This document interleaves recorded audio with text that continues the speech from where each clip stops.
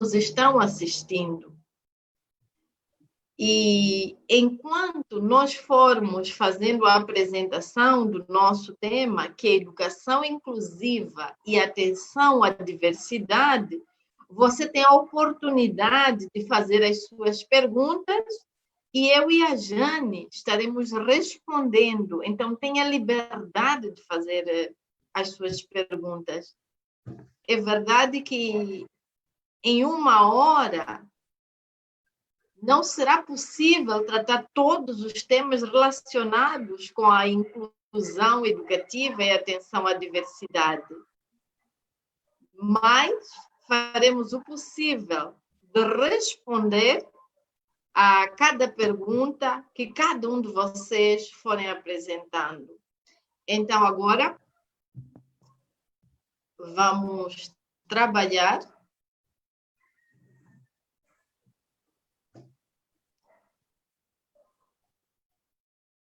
O tema que vamos trabalhar é educação inclusiva e atenção à diversidade. Como nós vemos aqui na imagem, vemos a primeira imagem, uma pessoa em cadeira de rodas. Vemos outra pessoa com uma discapacidade física. Uma pessoa com discapacidade auditiva. A quarta, uma pessoa com uma discapacidade motora. E vemos mais adiante representando uma pessoa com discapacidade visual.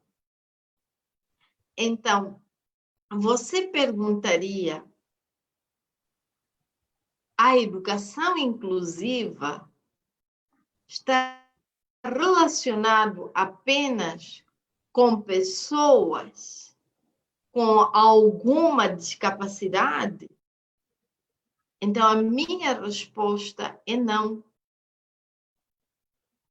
O termo atual da educação inclusiva e atenção à diversidade é muito mais amplo. Então, vamos passar a ver alguns conceitos sobre o que realmente é educação inclusiva, com base científica e com o nome dos seus autores. Então, aqui vemos, a inclusão não é um problema de deficiência. No debate público, isso foi considerado como se referindo exclusivamente a alunos com deficiência.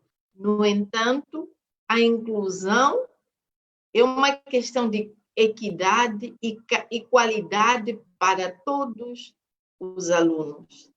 Então, como acabamos de ver, a inclusão não está direcionada apenas a pessoas não deficientes, como vulgarmente se chama. Se usa a terminologia pessoa com alguma deficiência física. Então, a inclusão vai muito além de apenas pessoas portadoras de alguma deficiência.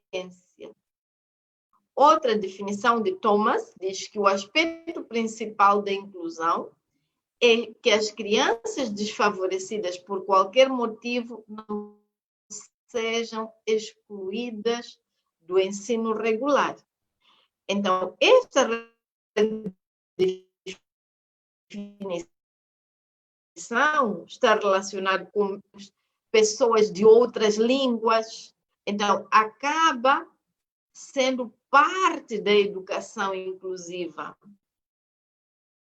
E vemos outro autor, que é o Slee, o debate sobre inclusão tem se concentrado no déficit e na deficiência dos alunos. Os conceitos de gênero, deficiência e raça devem estar totalmente vinculados ao debate da inclusão. Por exemplo, no nosso país, temos falado de igualdade do gênero, ou seja, que tanto o acesso à educação, acesso ao trabalho devem ser para homens e mulheres.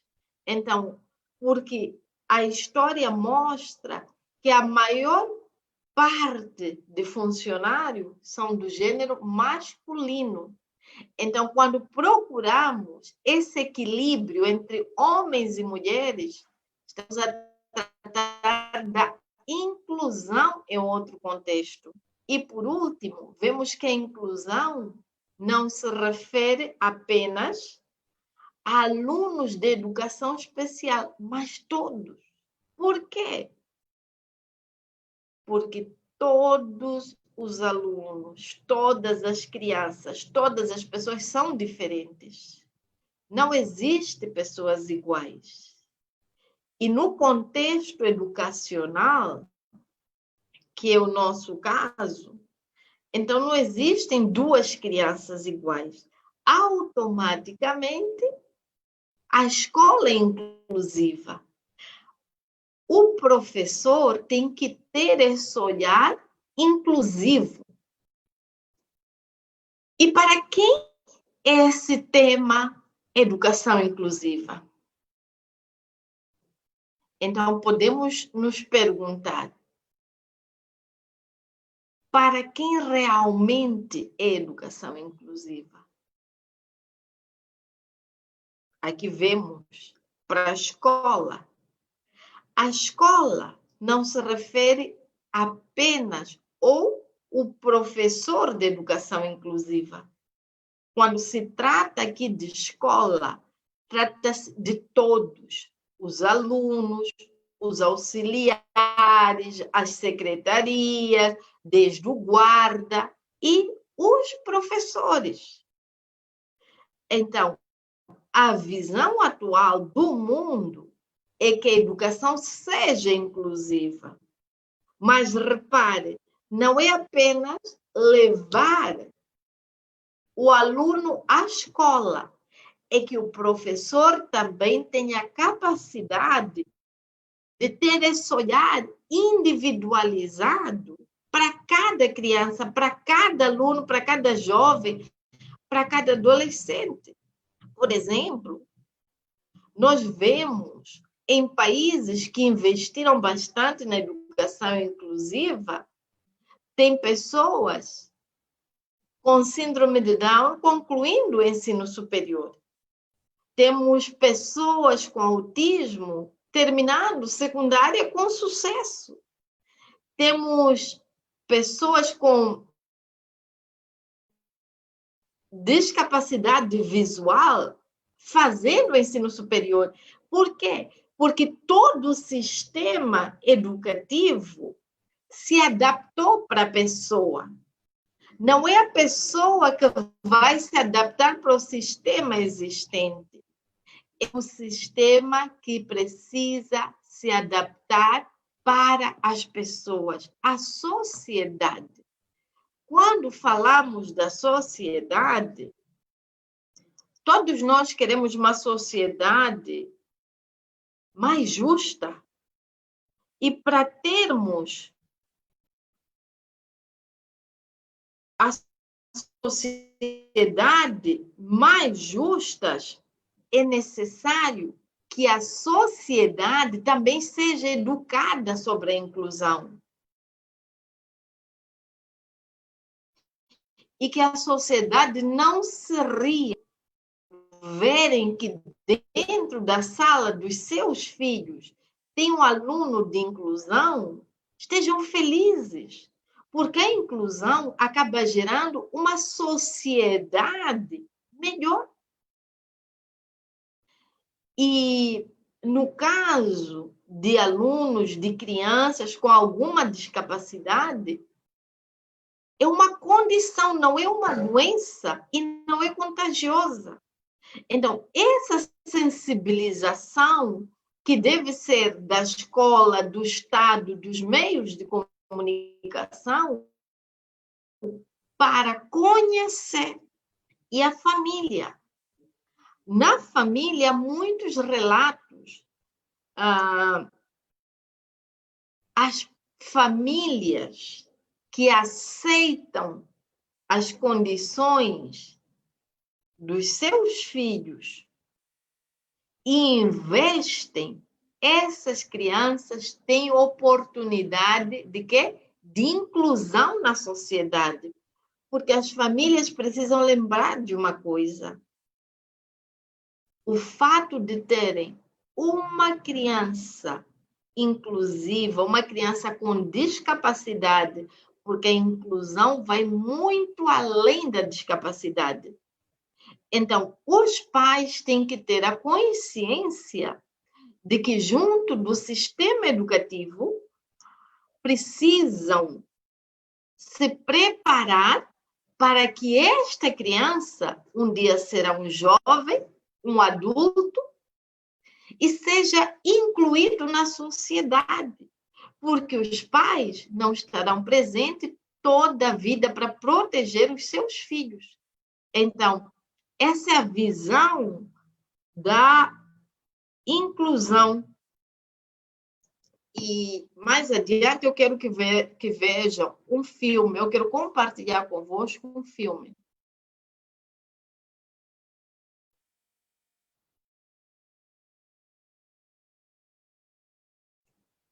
E neste filme vamos percebendo um pouco melhor sobre a inclusão.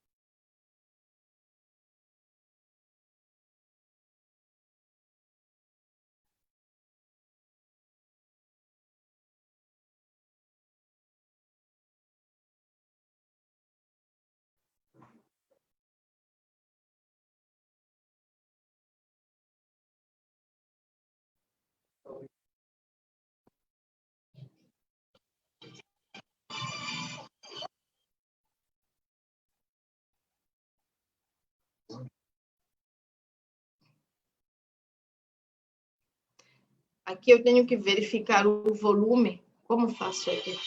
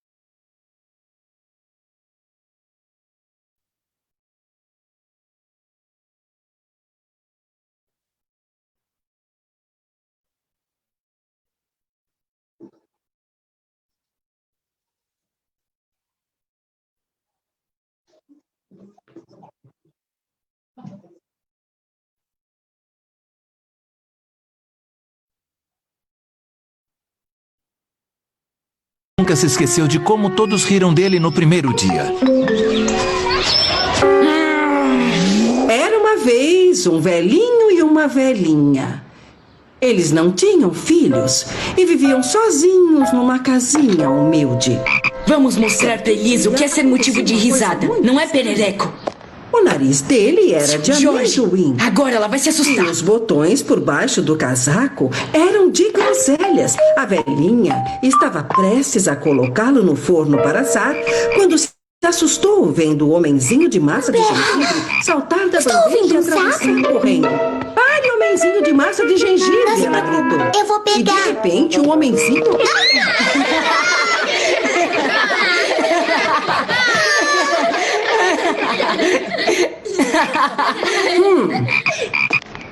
Tome seu sapo, Humberto. Ora, Humberto, você trouxe um sapo para a escola? O que é que um sapo vai aprender? Não dê risada de mim. A culpa é toda sua.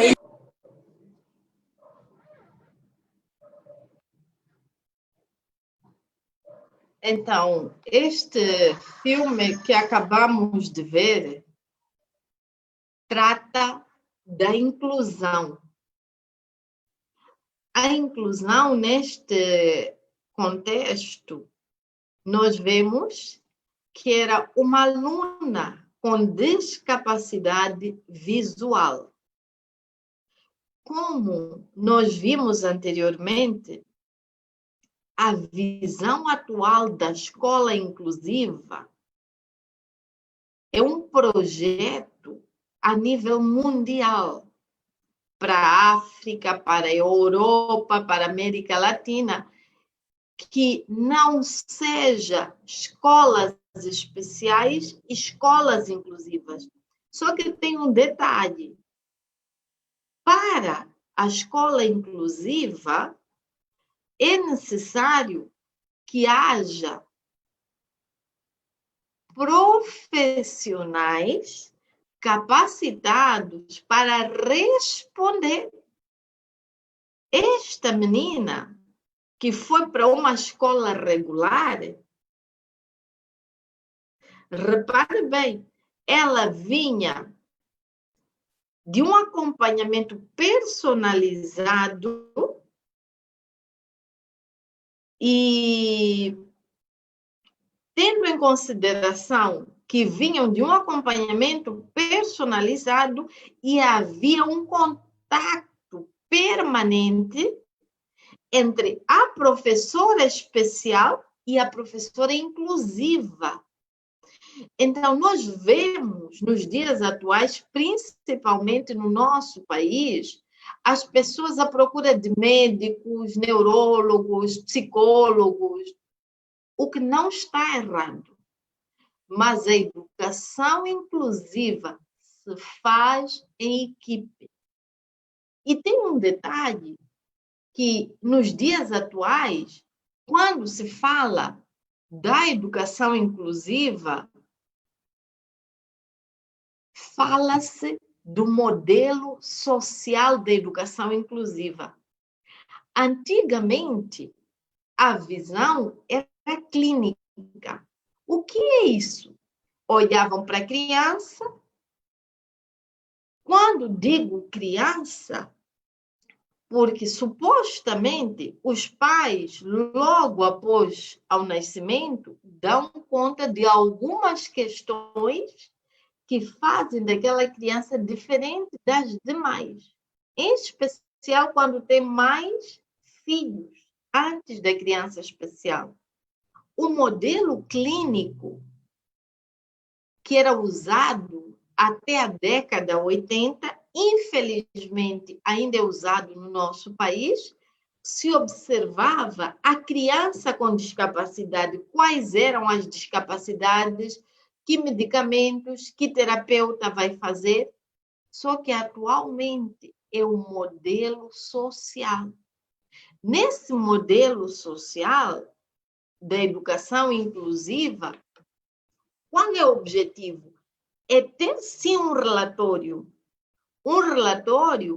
claro, em coordenação. Nenhum médico, nenhum psicólogo pode fazer um relatório distante do professor.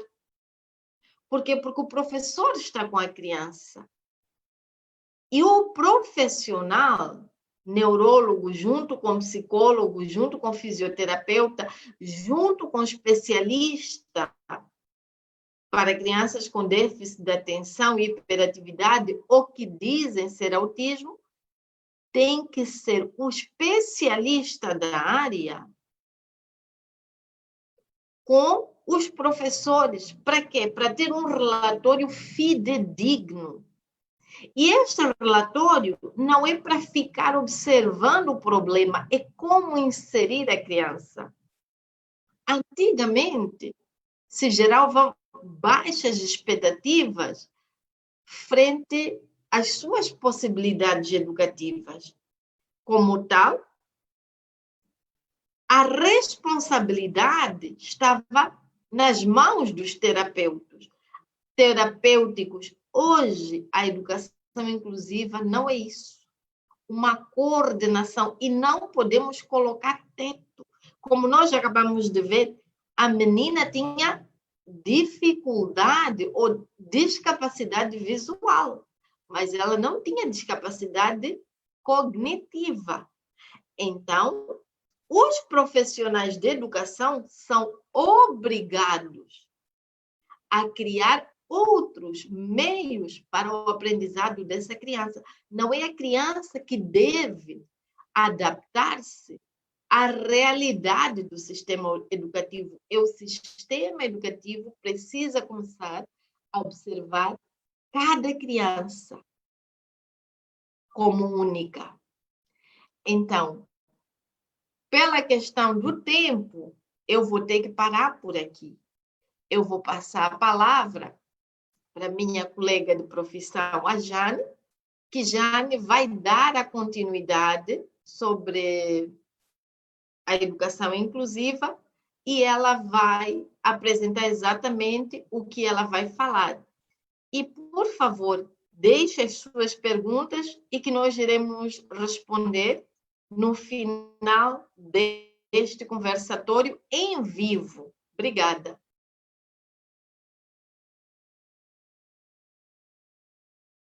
Já no volume. Mais uma vez, boa tarde, estão me ouvindo? Sim, sim, sim. Sim, ok. Bom, e vamos dando sequência à fala da Sheila. A Sheila trouxe aí os conceitos para vocês da questão da educação inclusiva, e eu quero conversar com vocês de uma forma mais prática. Desde o primeiro dia de aula, quando nós recebemos aqueles alunos empolgados, iniciando o ano letivo, nós temos ali um desafio muito grande. Qual que é esse desafio? É conhecer melhor essa turma que está chegando para a gente, é fazer uma acolhida diferenciada. E essa é a importância de conhecer cada aluno e de tentar atender a cada uma das suas especificidades. Esse é o grande desafio de nós, hoje, professores, de uma educação inclusiva e de ter uma atenção a essa diversidade. Porque essa diversidade, ela está posta na sala de aula. Nós não temos alunos iguais, nós temos alunos que vão ter um aprendizado imediato, nós temos alunos que vão ter um aprendizado mais lento, e nós vamos ter um aluno com um aprendizado moderado. E assim como a Sheila deu o exemplo de uma família, né, de uma mãe que tem vários filhos, de pais que têm vários filhos, ao nascer uma nova criança, se essa criança apresenta alguma diferença, os pais percebem. Nós, como educadores, durante a primeira semana de aula, segunda semana de aula, nós começamos a compreender melhor os nossos alunos, porque chegam diversos alunos. Nós atendemos uma sala com 30, com 40 crianças, e cada uma dessas crianças tem um histórico, tem um ambiente familiar diferenciado, tem uma vivência, e aí estão todos juntos. E, de repente, nós queremos que todos tenham a mesma nota, que todos tenham o mesmo caderno organizado, que todos tenham a mesma fluência na leitura. E isso nós temos que ir conquistando uma construção coletiva. Por que eu digo uma construção coletiva? Porque depende do meu olhar enquanto professora, depende da família para nos dar um suporte e depende do espaço escolar, no todo. Então, a questão da leitura, que eu sou uma professora de língua portuguesa e quero compartilhar com vocês algumas vivências no âmbito da formação do leitor, de incluir a criança nesse universo da leitura. E passa por essa criança também, que é uma criança especial, porque às vezes a criança que tem uma discapacidade, eu vou utilizar esse termo, que é o termo de Moçambique, eu estou conhecendo também, tá, gente? Estou conhecendo esse português de Moçambique e também esse tema conversatório, para nós brasileiros é um termo novo, mas é muito importante que a gente tenha esse conhecimento do outro, olha só. Então, eu também, enquanto professora, eu preciso conhecer esse público de professores de Moçambique e essa linguagem, para que eu possa me expressar melhor. Então, quando nós atendemos o nosso aluno ali na sala de aula, é o que nós temos que começar a fazer esse exercício, exercitar o nosso professor MacDonald. Ele diz o seguinte, que há um professor reflexivo e há um professor pesquisador, que nós somos autores da nossa própria prática. Nós podemos ser um professor reflexivo a partir do momento que nós refletimos sobre o nosso fazer no dia a dia, sobre a nossa prática pedagógica. Então, conhecer melhor o nosso aluno faz parte disso.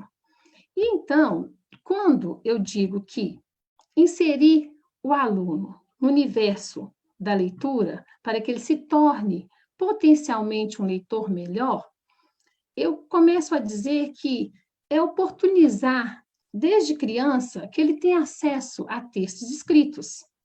E aí eu digo de quê? De embalagens, de rótulos, de placas de rua, tudo aquilo que tenha um texto escrito, nós podemos levar até esse aluno para que ele possa começar a inserir no universo da leitura. Eu não sou uma professora alfabetizadora, eu sempre leciono da 6ª classe em diante, da 6ª até a 12ª, e aí posteriormente. Mas, quando eu recebo o aluno, ele já está alfabetizado.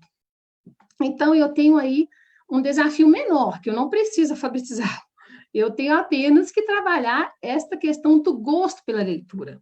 Eu quero que o aluno tenha prazer na leitura, que ele sinta bem quando ele pega um livro, ele descubra alguma coisa. E como que eu faço isso para que esse aluno ele tenha essa curiosidade? Então, eu crio várias oportunidades para que esse aluno desenvolva. Nós criamos, uma vez, um café literário.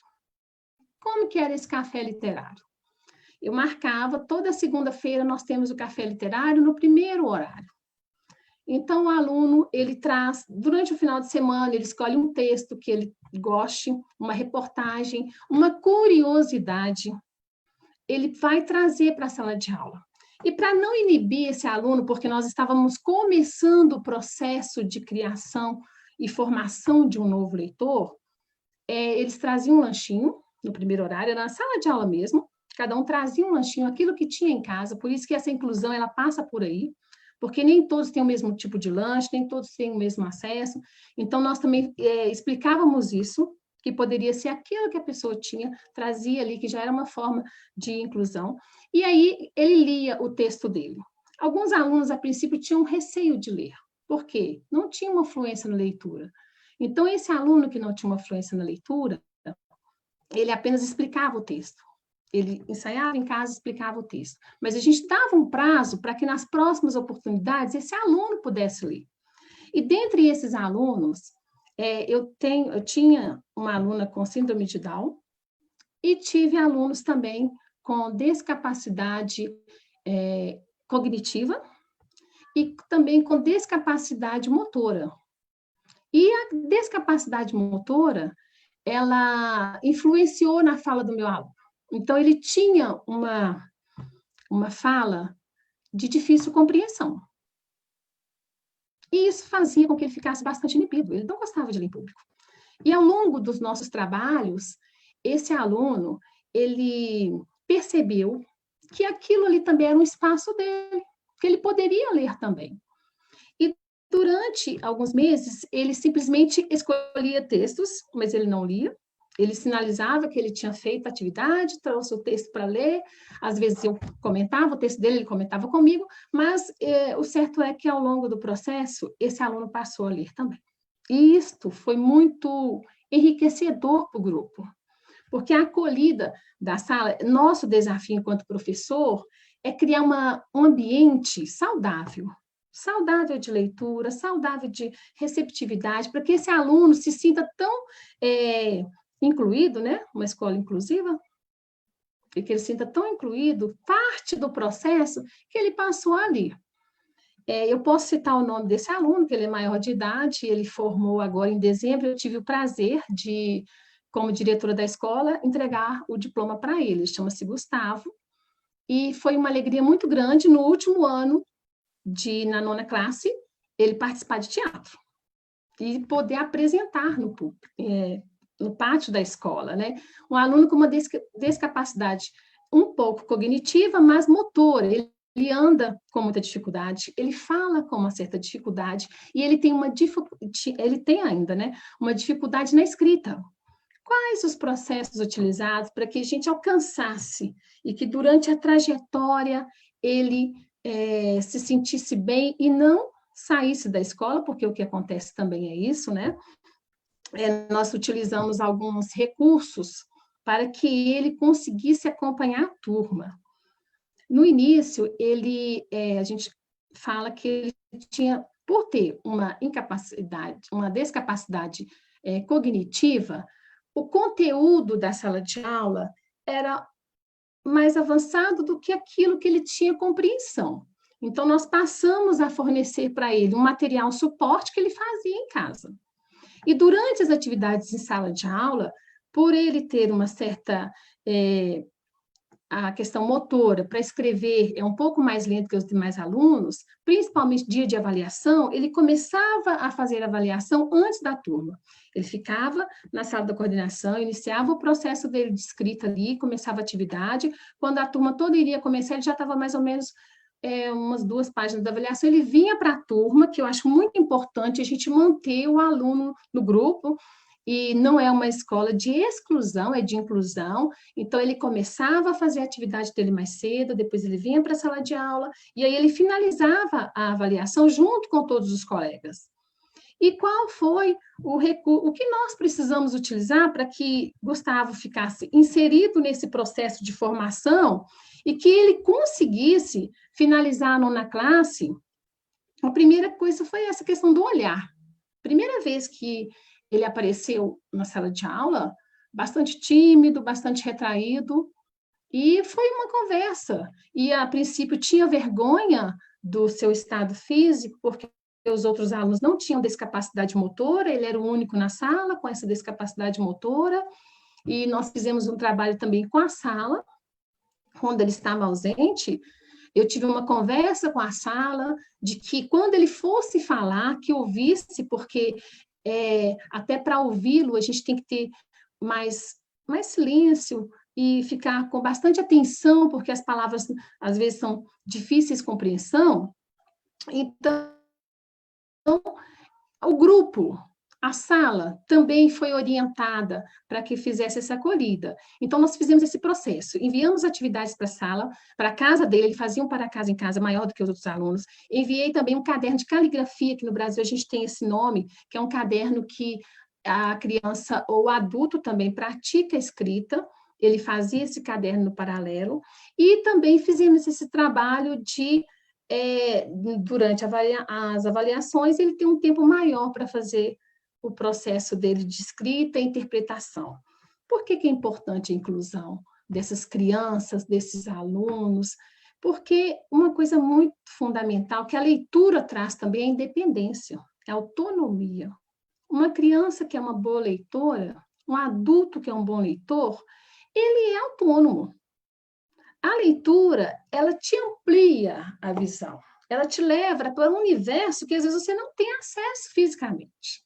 Então, hoje, esse rapaz, eu sinto orgulho de dizer isso, assim, no bom sentido, porque ele consegue trabalhar, ele já não depende tanto, quando ele for estudar, da mãe levá-lo, ele pega ônibus sozinho, ele consegue ter essa mobilidade.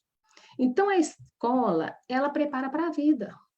Ela prepara para a vida. Eu acho muito importante nós, enquanto professores, termos esta visão de que nós somos muito importantes para uma pessoa. Nesse momento aí de ensino remoto, a gente tem percebido, né? Olha, precisava do professor, gostaria de estar em sala de aula. Eu passo pelo bairro, as pessoas falam, Jane, que dia volta? Meus filhos estão em casa. Então, assim, eu percebo hoje, as famílias estão percebendo muito mais a importância de nós enquanto professores. E também, quando nós, às vezes a família não percebeu que a criança precisa de uma atenção. Nós chamamos a família e fazemos uma conversa com ela, precisamos do seu apoio. Seu filho é brilhante, é interessante, seu filho precisa de uma ajuda maior em casa. Às vezes o pai não teve esse olhar. Alguns pais acham ruim, isso aí é fato. Mas outros não, vão nos agradecer. E mesmo que esse pai não tenha uma compreensão, eu acho que a gente, enquanto professor, nossa função em sala de aula, nós vamos fazer da melhor forma. Então, essa educação inclusiva, essa inclusão educativa, como eu disse para vocês, eu sou formada em Direitos Humanos na Educação, é humanizar a educação.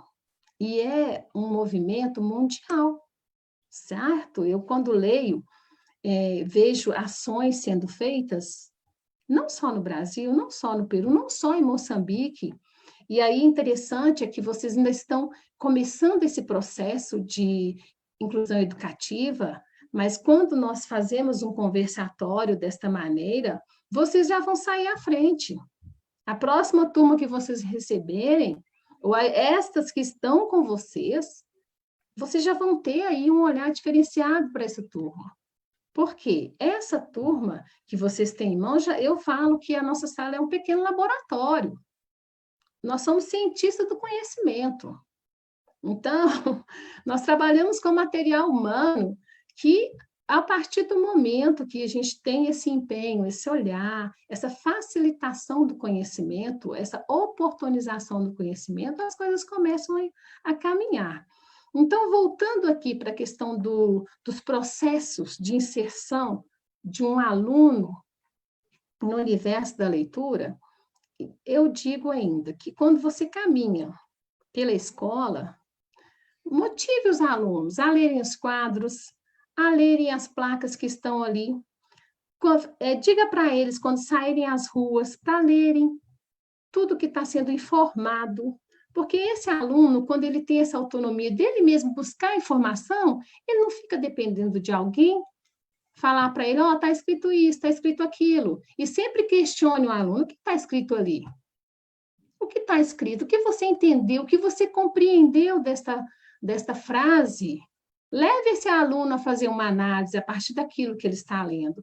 Isso é criar nele uma certa independência, é motivá-lo a ser também um aluno que vai naquele espaço no qual ele está, não é isso?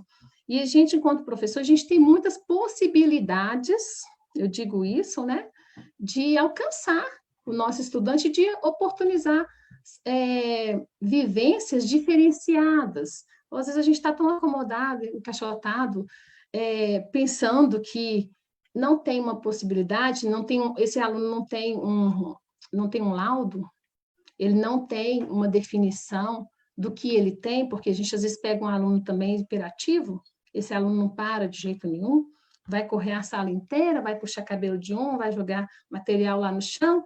Como eu faço com 30 meninos em sala de aula, se 10 com esse comportamento, imagina? Então, assim, o professor, ele tem a cada dia perceber essa sala de aula e aí fazer uma reflexão.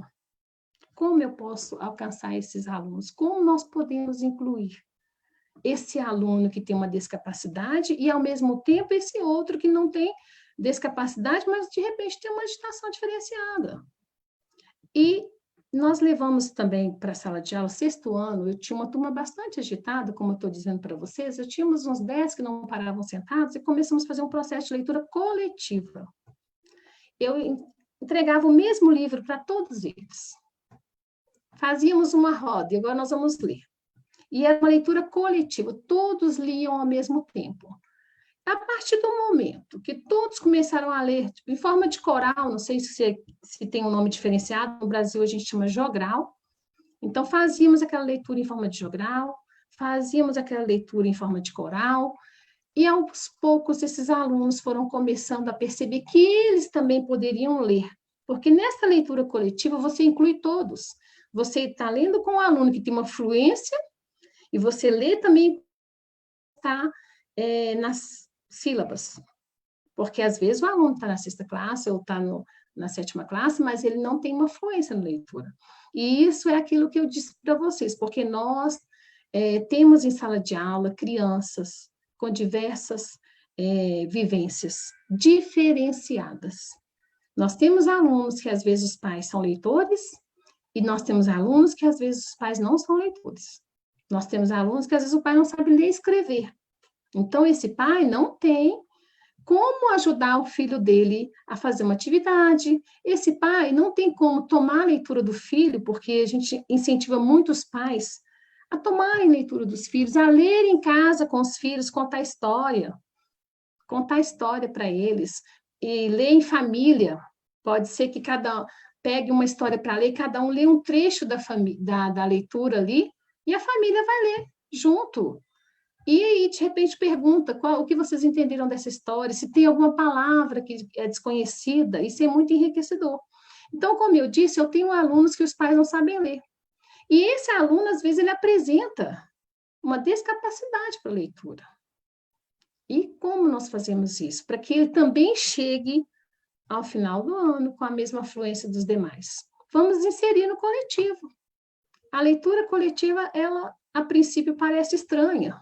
Eles morrem de rir, dão risadas, porque está todo mundo lendo junto. Às vezes incomoda a outra classe. Isso a diretora vai ter de resolver.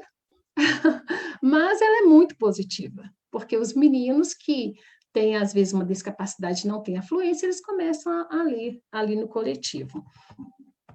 E como a Sheila estava comentando dessa questão da gente ter pessoas hoje com diagnóstico, né, como síndrome de Down, dislexia, paralisia cerebral, nós temos alunos assim também, e esses alunos estão conseguindo concluir o ensino médio, a 12ª classe, e conseguem acessar a universidade.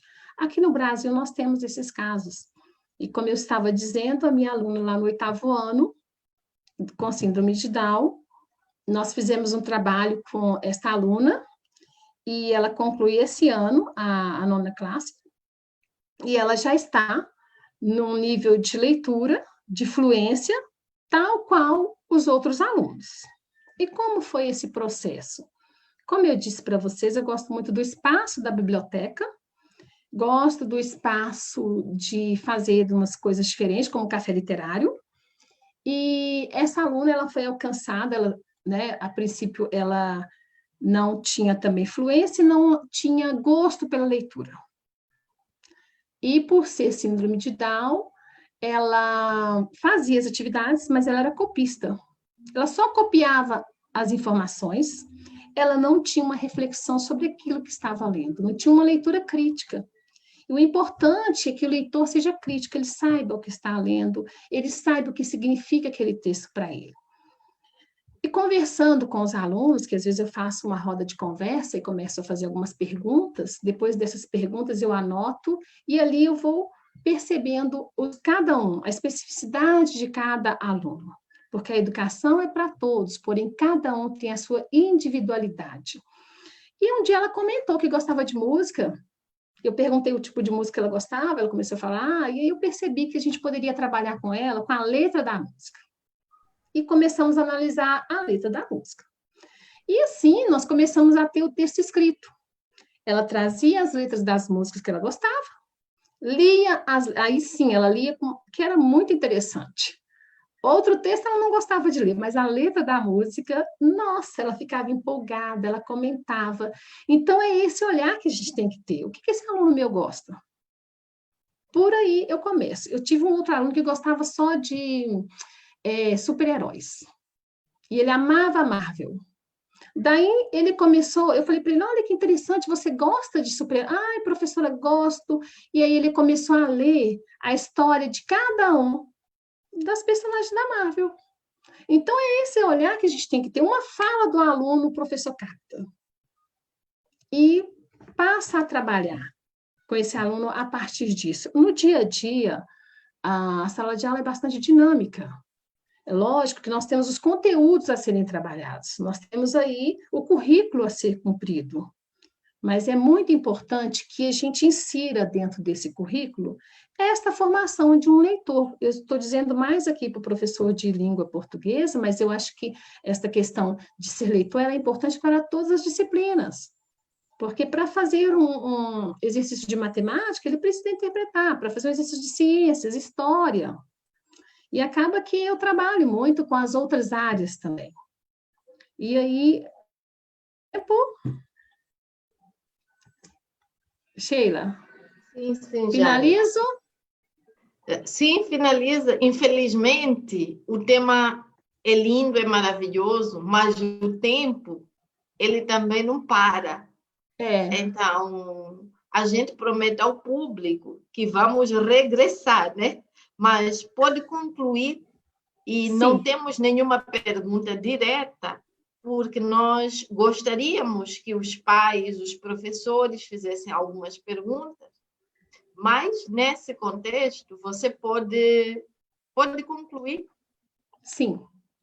Bom, então, quais são os ganhos de uma inclusão, de uma educação inclusiva com atenção à diversidade? Eu diria que os ganhos são autonomia, nós vamos criar seres humanos mais autônomos, segurança, porque uma criança que ela é bem acolhida no universo escolar, ela tem mais segurança, e também para a própria vida, quando ela é uma leitora, ela vai ter segurança naquelas informações que ela está lendo, independência, como eu disse o caso aí do Gustavo, cria independência, profissionalismo e liderança. Porque hoje as pessoas que são bons leitores, automaticamente elas adquirem uma capacidade de liderança a partir daquelas informações que elas possuem. E o profissionalismo é o dia a dia. Todos os dias, a nossa organização, a nossa disciplina para o estudo, ela vai nos gerar melhores profissionais. E quanto maior o domínio da leitura, melhor será a escrita dessa pessoa, dessa criança, ou também do adulto. Quanto mais leitura, melhor a escrita. E também para se expressar. Uma pessoa que ela tem mais leitura, ela pode expressar melhor o seu conhecimento, ela tem uma fala mais fluente. Então, esses são os ganhos de se ser um leitor. E também alguns direcionamentos aqui enquanto professores, para o nosso dia a dia, né? Então, oportunizar a leitura diária. Quanto mais nós pudermos oferecer de textos aos nossos alunos, melhor. Então, o texto não precisa ser especificamente um livro. Fomente para o aluno. Faça com que ele leia placas, embalagens, etiquetas, todo o material escrito da casa dele. Quanto mais leitura, melhor.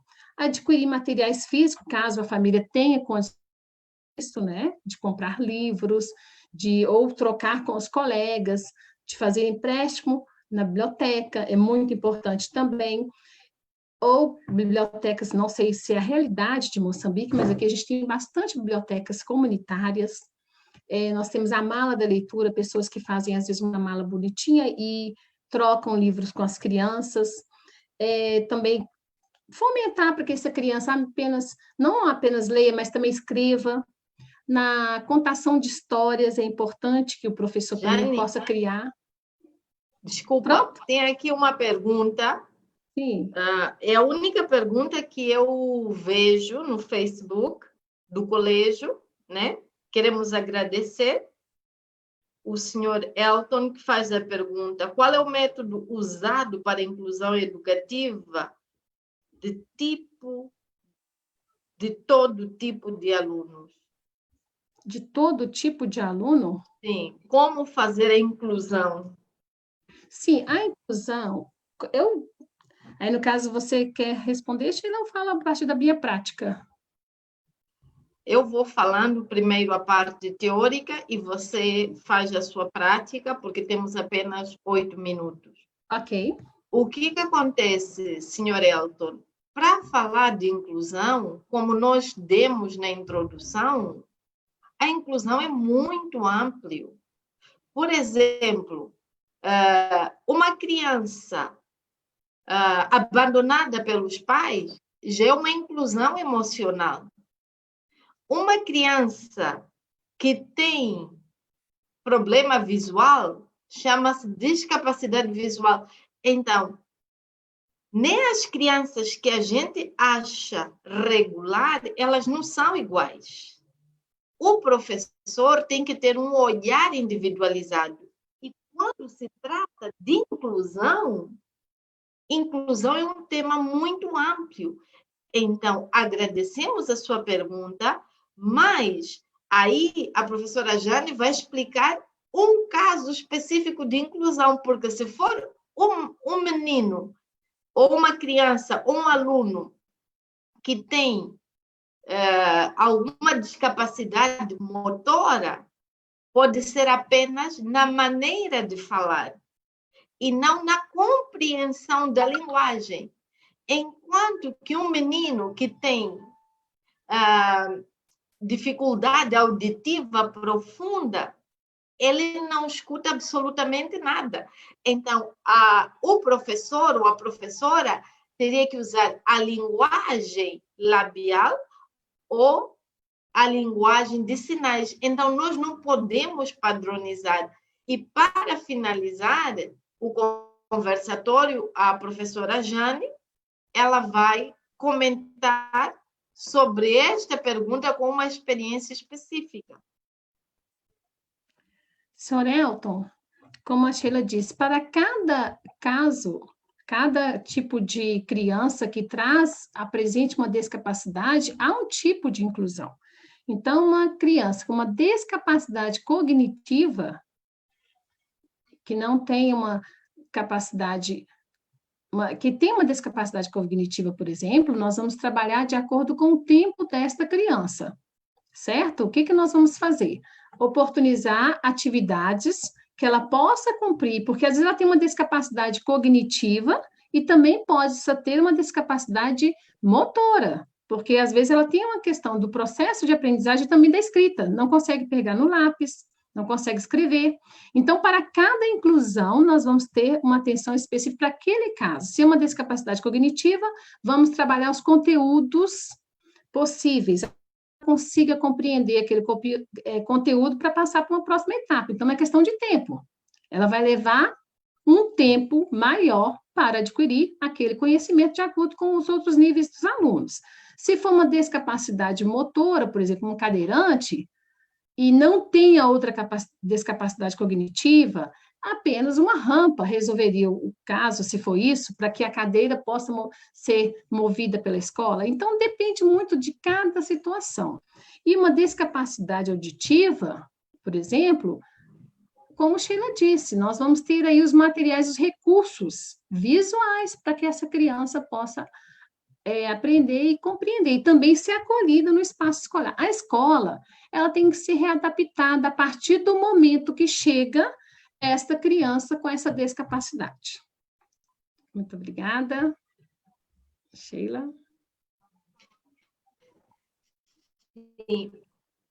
Obrigada muito a todos. A contar com a presença da Jane, né? Jane foi a primeira formadora dos professores do Colégio Mundial, antes da abertura do Colégio Mundial. Jane veio formar os primeiros professores do Colégio Mundial. Então, ela é parte da família Colégio Mundial e estamos muito, muito, muito felizes. É aniversário do Colégio Mundial. Vocês todos são os nossos convidados de honra. E eu quero incentivar você a continuar esta série pelo aniversário do Colégio Mundial. Amanhã temos um tema muito, muito, muito importante, por uma pessoa com bastante experiência na área das Nações Unidas, trabalhou como assessor em muitos países, que é o Tito Balboa, e o tema é o desenvolvimento de capacidades em tempo de crises. Então, sejamos professores ou de outras áreas, então nós precisamos desenvolver capacidades. Então, esperamos por você amanhã, às 19 horas de Moçambique. Muito obrigada pela sua participação. Muito obrigada, Jane. E esteja sempre atentos e ligados à página do Colégio Mundial. Muito obrigada, boa noite a todos e um grande abraço. Esperamos por si amanhã às 19 horas. Uma boa noite, um grande abraço a todos. Muito obrigada.